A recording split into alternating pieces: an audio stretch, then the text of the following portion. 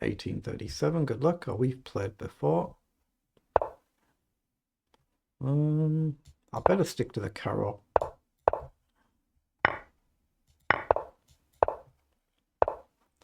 Let's just develop. We'll try and castle. Okay, I'll keep the bishop behind the pawns. Yeah, a little bit dangerous to walk into a pin if you don't need to. So develop and castle. I think he wants to drop the bishop back. He's not taking, so he'll be wanting to drop back, so no point throwing a move in.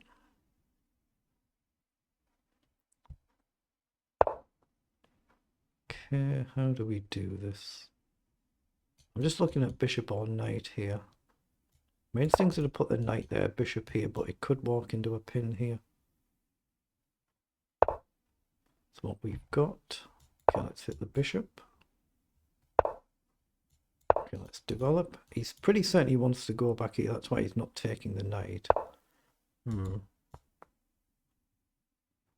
now we'll attack. If he takes, I'll take with the knight rather than the queen. He goes back. So now I'll challenge the bishop again. Could play f4, I guess, and then I'll bring the knight back maybe.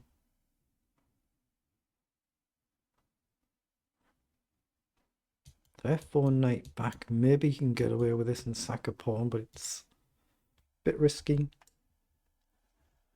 Oh, he takes the knight first, so let's take back.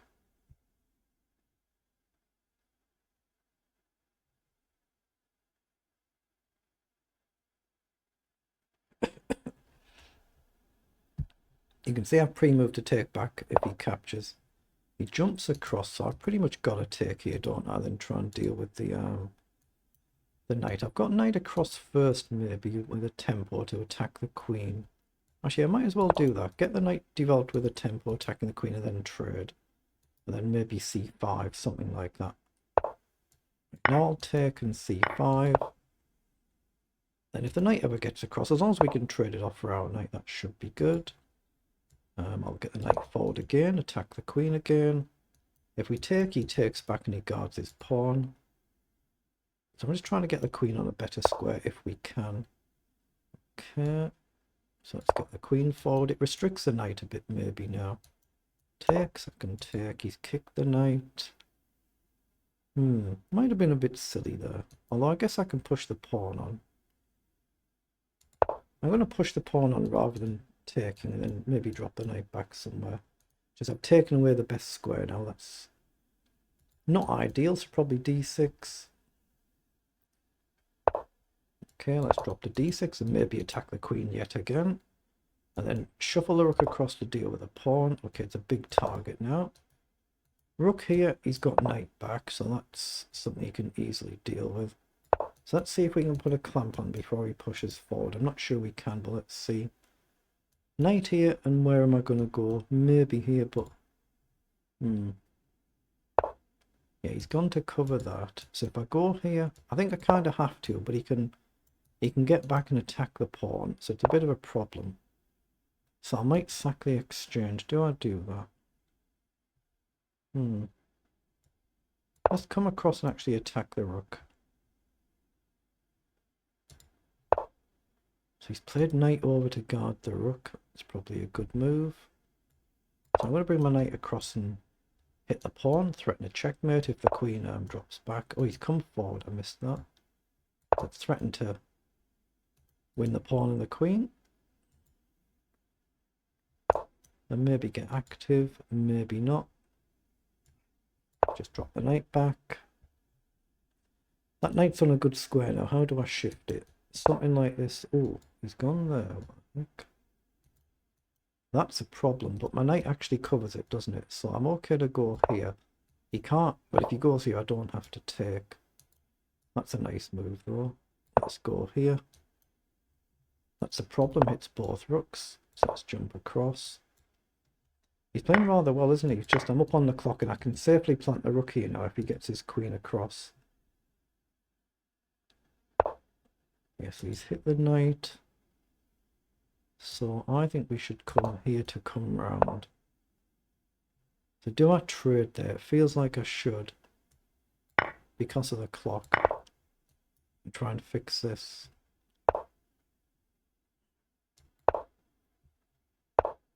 That's the exchange back.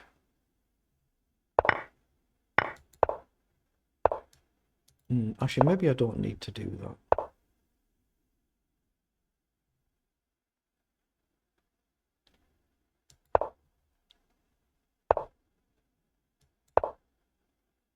He has to keep guarding this pawn. So let's come up. Yeah, he's trying to release his rook, which I guarded with the king.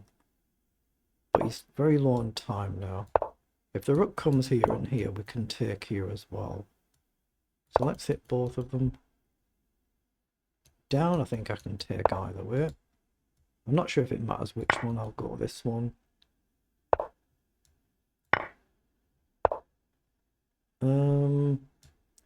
Let's guard laterally. And now we should be able to run the pawn up. If the king ever moves, we're crashing in here. That was a pretty nice game. That was a pretty decent game at our level. Let's see what it was in engine speak. Pause so we don't accidentally start another game. We have 54 moves. So they're the move times for both players. So now put it through the analyzer.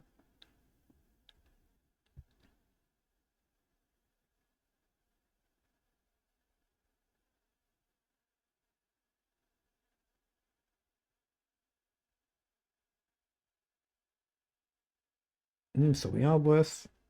Up to move 35. Not much worse, but playable. Number of the blunders and mistakes, as we can see, were better than we're worse.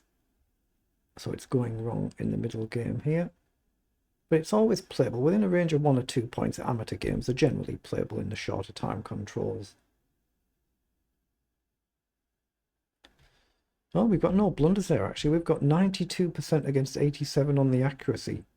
Got lots of inaccuracies and mistakes. If you hover over there, you can see where they are. But it's a pretty decent game at our level. Then it turns not until move 45. Wow. Okay, let's have a flick through. See, it's not flagging anything out of the opening for either of us. So this is all good for both sides. Then rook e1, it doesn't like. It recommends just taking the knight immediately. I was assuming he was trying to drop the bishop back here because he wasn't taking. And I should have played queen up there just to challenge that bishop. And then I should have been bolder and played f5. Oh, because we can trap the bishop. f5, say the queen moves somewhere. f4, hit the bishop. If you come here, maybe you've got g5.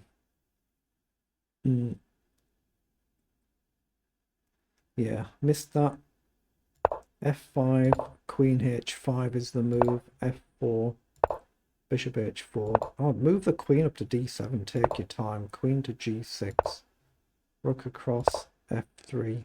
Releases the bishop. Rook f5. Rook e2. Knight back. And the queen back. That's the actual line it goes. Obviously, I've not seen any of that. So fair enough. And then I should have actually taken the pawn, allowed knight in. It was the best thing to do. Okay. So I ended up getting the knight running around quite a lot.